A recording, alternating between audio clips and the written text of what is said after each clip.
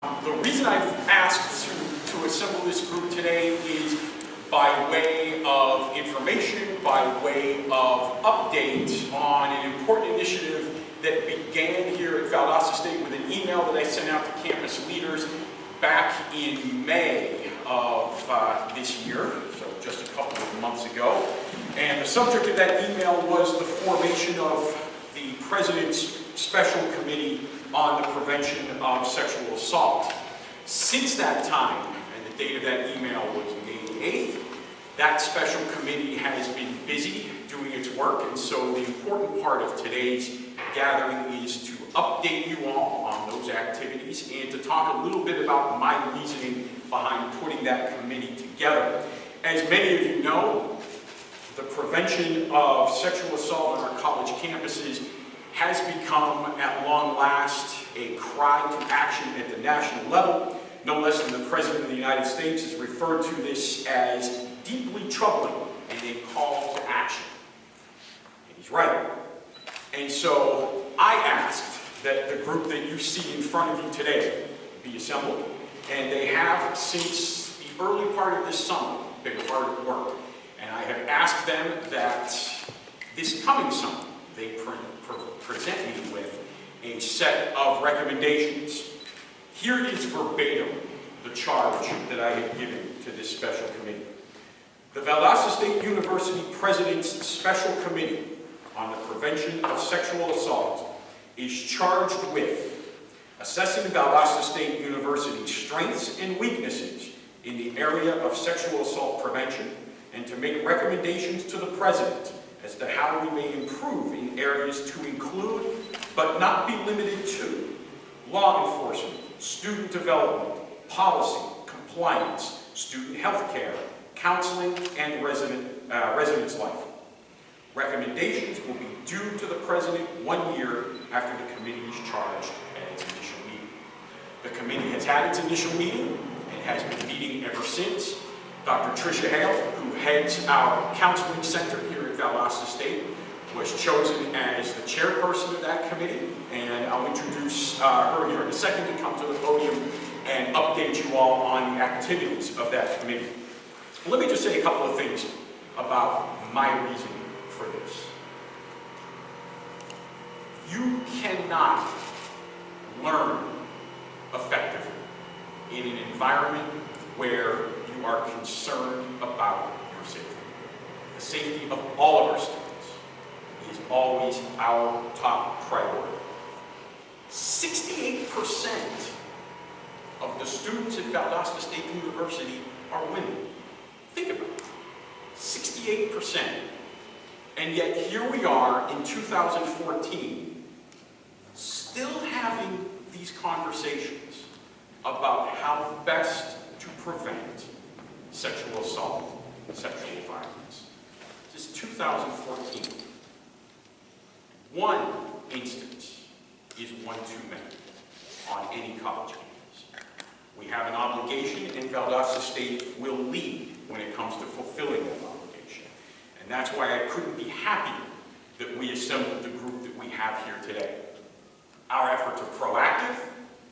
This was an effort not brought about through any belief that for some reason or other the policies that we have in place are inadequate. Quite the contrary. I think we always have to be in a position where we are examining what it is that we do in no matter what we do, whether it comes to today's subject or anything else here at the university. But I thought it was very important that given this subject matter, given the importance of what we're talking about here, that we update this community on just how proactive we're being. And so with that, I'd like to introduce Dr. Hale, who will update you all on what has been happening with this very distinguished group of individuals. Dr. Hale. Well, the committee has come together, wonderful faculty and staff, because this is such a passionate issue for not only the students, but the faculty and staff of VSU. There are a lot of wonderful and great initiatives that have maintained on this campus, and we have tried to target some of those initiatives and see what what's really happening on this campus. So we've identified a couple of category areas that we're looking at. We're looking at research and evaluation of those programs.